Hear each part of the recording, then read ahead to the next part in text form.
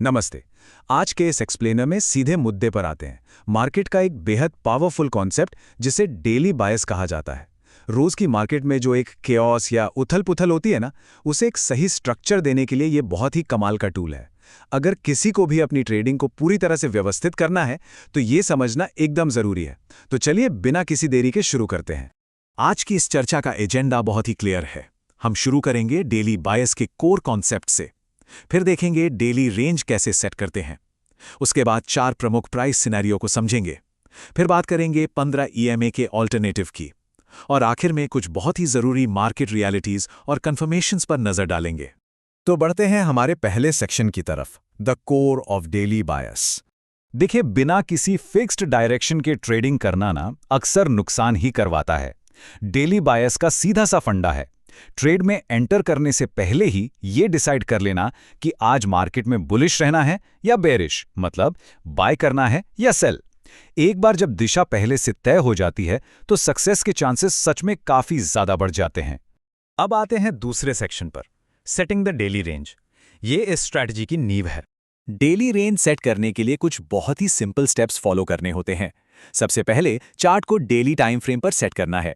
इसके बाद जिस दिन ट्रेड करना है उससे ठीक 2 दिन पहले की कैंडल को ढूंढना है और फिर उस स्पेसिफिक कैंडल के एकदम सटीक हाई और लो को मार्क कर लेना है।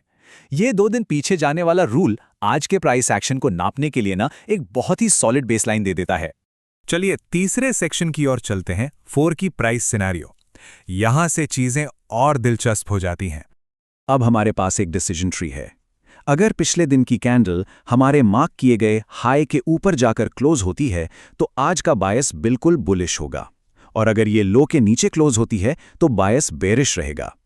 लेकिन अगर कैंडल हाई को सिर्फ स्वीप करती है और क्लोजिंग नीचे आकर देती है तो बायस बेरिश ही रहेगा। वहीं दूसरी तरफ अगर ये लो को स्वीप करके ऊपर जाकर क्लोज होती है तो हमारा बायस बुलिश हो जाएगा। यहां पर यह स्वीपिंग वाला वर्ड बहुत ही क्रूशल है। स्वीपिंग का मतलब है जब प्राइस किसी बाउंड्री को पार तो कर जाती है लेकिन उस मोमेंटम को होल्ड नहीं कर पाती। शुरुआती ब्रेकआउट्स बहुत बार चकमा दे जाते हैं। अगर कैंडल उस तय रेंज के बाहर क्लोज होने में फेल हो जाती है तो ये मानकर चलिए कि ये एक पोटेंशियल रिवर्सल का बहुत बड़ा सिग्नल है। लेकिन यहां एक बहुत ही लॉजिकल सवाल दिमाग में आता है, क्या होगा अगर प्राइस बिना किसी ब्रेकआउट या स्वीप के पूरी तरह से उस मार्क की गई रेंज के अंदर ही क्लोज हो जाए? जब ये हमारी प्राइमरी डेली कैंडल स्ट्रैटेजी कोई क्लियर डायरेक्शन नहीं दे पाती तो फिर चार्ट्स को कैसे हैंडल करना चाहिए?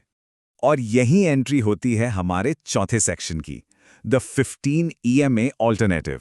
क्योंकि एक अच्छे ट्रेडिंग सिस्टम में हमेशा एक बैकअप प्लान होना ही चाहिए। जब प्राइस उस रेंज के अंदर ही फंसी रह जाती है ना, तो डेली टाइम फ्रेम से क्लैरिटी गायब हो जाती है। ऐसे में सिचुएशन को क्लियर करने के लिए हमें डेली चार्ट से हटकर छोटे टाइम फ्रेम यानी 1 घंटे के टाइम फ्रेम पर शिफ्ट होना पड़ता है, ताकि शॉर्ट टर्म डायरेक्शन का अंदाजा लग सके। अब इस 1 घंटे के चार्ट पर जिस जादुई नंबर की जरूरत होती है वो है 15। जी हां, 15 एक्सपोनेंशियल मूविंग एवरेज यानी 15 ईएमए। सोर्स मटेरियल की बैक टेस्टिंग में 16, 17 और 18 जैसे नंबर्स को भी टेस्ट किया गया था, लेकिन जो एक्यूरेसी 15 ईएमए ने दी वो सबसे बेस्ट थी। इसके रूल्स एकदम क्रिस्टल क्लियर हैं। अगर प्राइस 15 ईएमए लाइन के ऊपर चल रही है तो बायस बुलिश माना जाएगा, और अगर प्राइस 15 ईएमए के नीचे है तो सिंपल बायस बेरिश होगा। ये 15 ईएमए लाइन बायर्स और सेलर्स के बीच एक परफेक्ट डिवाइडिंग लाइन का काम करती है। पर एक सेकंड, यहां एक बहुत ही जरूरी वार्निंग भी है। अगर प्राइस इस ईएमए के आसपास बिल्कुल साइडवेज या चॉपी होकर मूव कर रही है तो सबसे सेफ यही है कि ट्रेडिंग को पूरी तरह से अवॉइड कर दिया जाए। ऐसे साइडवेज मार्केट में अगर जबरदस्ती ट्रेड ढूंढेंगे तो गारंटीड बार बार स्टॉप लॉस हिट होंगे। अब आते हैं अपने फाइनल और 5वें सेक्शन पर, conformations and market realities. Theory से हटकर अब रियल मार्केट की बात करते हैं। ये कभी नहीं भूलना चाहिए कि डेली बायस मिल जाना कोई ट्रेड लेने का ब्लाइंड सिग्नल नहीं है। ये सिर्फ ये बताता है कि हमें किस डायरेक्शन में सेटअप्स खोजने हैं। बायस मालूम होना बस आधी जंग जीतने जैसा है, असली काम तो सही एग्जीक्यूशन है। तो ट्रेड लेने से पहले कुछ पक्के टेक्निकल कंफर्मेशंस चाहिए ही चाहिए, जैसे कि फेयर वैल्यू गैप्स यानी एफवीजी ढूंढना, ऑर्डर ब्लॉक्स को स्पॉट करना, मार्केट लिक्विडिटी को समझना और स्मार्ट मनी कॉन्सेप्ट्स को अप्लाई करना। असली कैपिटल रिस्क करने से पहले ये चेक्स बहुत ज़रूरी हैं।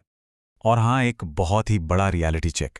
जब भी कोई बड़ी न्यूज़ या मैक्रो इकोनॉमिक इवेंट होता है तो वो किसी भी टेक्निकल एनालिसिस और हमारे तय किए गए बायस को पूरी तरह से पलट कर रख सकता है। फंडामेंटल न्यूज़ के टाइम पर मार्केट किसी चार्ट पैटर्न की नहीं सुनता।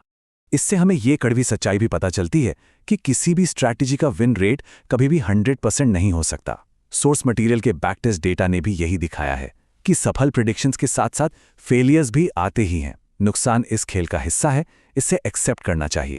इस एक्सप्लेनर को खत्म करने से पहले एक बहुत ही गहरा सवाल जो सोचने पर मजबूर करता है।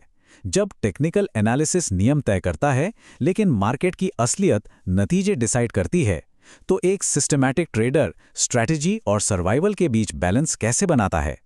यह रिस्क मैनेजमेंट का एक ऐसा पहलू है जिसे एक्सप्लोर करते रहना ही कामयाबी की असली चाबी है।